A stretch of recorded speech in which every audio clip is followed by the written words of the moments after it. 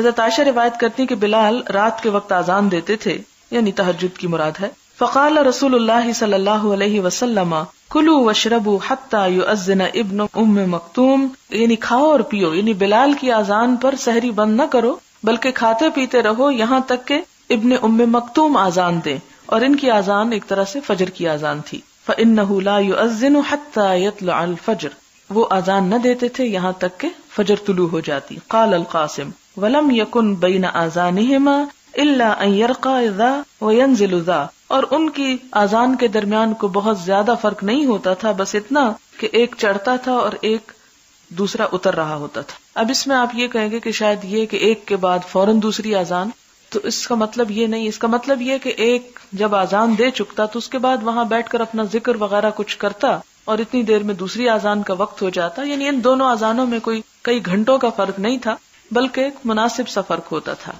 اور اس میں آپ یہ بھی دیکھ سکتے ہیں کہ صحابہ کرام کے سحری کھانے کا وقت کتنا مختصر ہوتا تھا. اور دوسری بات یہ بھی ہے کہ بہت ارلی سحری نہیں کھانی چاہیے. اس حدیث سے یہ بات بھی پتہ چلتی ہے، یعنی آخری وقت میں سحری کھانا جو ہے وہ زیادہ بہتر ہے بنسبت اس کے کہ آدھی رات کو کھا لی جائے. جس میں ایک حدیث آپ نے شاید پڑھی ہو کہ آپ صلی اللہ علیہ وسلم نے فرمایا میری امت اس وقت تک بھلائی پر رہے گی، خیر پر رہے گی جب تک وہ افطار میں جلدی کریں گے اور سحری میں تاخیر کریں گے. باب تعجیل السحور، سحری کھانے میں جلدی کرنا.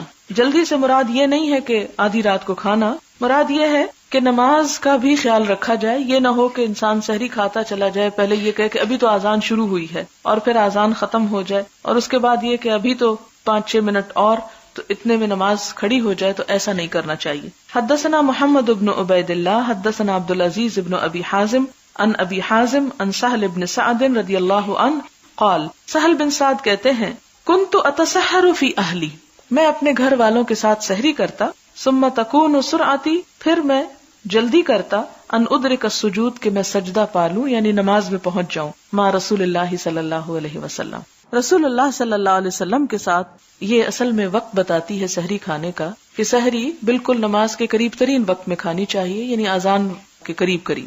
باب برکت السحور من غیر ایجاب، سحری کی برکت من غیر ایجاب یعنی بغیر واجب ہونے کے، یعنی سحری کھانا فرض نہیں. اس کا مطلب کیا ہے کہ اگر کوئی سحری نہیں کھاتا تو اس کا یہ مطلب نہیں کہ اس کا روزہ ہی نہیں ہوتا، روزہ ہوگا اس کا، لیکن سحری کھانے میں برکت ہے.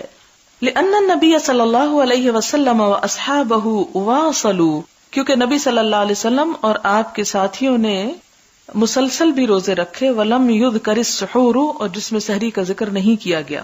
حدثنا موسى بن اسماعیل حدثنا جویریۃ عن نافع عن عبد اللہ رضی اللہ عنہ ان النبی صلی اللہ علیہ وسلم واصل فواصل الناس، کہ آپ صلی اللہ علیہ وسلم نے ملا کے روزہ رکھا تو لوگوں نے بھی ملا لیا. فشق علیہم، تو ان پر مشقت ہو گئی، لوگوں پہ بڑا بھاری گزرا. ظاہر ہے کہ اگر سحری نہ کھائی جائے تو بہت تکلیف دہ ہو جاتی ہے بات. فنہاہم، تو آپ نے ان کو روکا. قالوا، لوگوں نے کہا انک تواصل، آپ جو ملا کے روزہ رکھتے ہیں. قال لست کہیئتکم، فرمایا میں تمہاری طرح نہیں ہوں، یعنی میرا معاملہ تمہارے معاملے جیسا نہیں ہے. انی اظل اطعم واسقا، میں تو کھلایا بھی جاتا ہوں پلایا بھی جاتا ہوں، یعنی میرا اپنے رب کے ساتھ جو تعلق ہے اور غیبی مدد جو مجھے ملتی ہے وہ تمہیں نہیں ملتی. اور اگر آپ یہ کہیں کہ وہ کس وقت کھاتے تھے اور کس وقت پیتے تھے اور کیا ہوتا تھا، اس کی مزید تفصیلات تو ہمیں نہیں ملتی، لیکن حضرت مریم کا واقعہ یاد کر لیجیے جو قرآن میں آپ پڑھ چکے ہیں کہ حضرت زکریا علیہ السلام جب ان کے پاس جاتے اور ان سے پوچھتے کہ یہ رزق کہاں سے آیا تو وہ کہتی ہیں اللہ تعالیٰ کی طرف سے. تو اگر حضرت مریم کو مل سکتا ہے تو حضور صلی اللہ علیہ وسلم کے ساتھ بھی شاید کوئی ایسا معاملہ ہو. اور ویسے بھی یہ ہے کہ جو جو ایمان کی قوت بڑھتی چلی جاتی ہے، روح طاقتور ہوتی چلی جاتی ہے، جسم کے تقاضے خود بخود کم ہوتے چلے جاتے ہیں.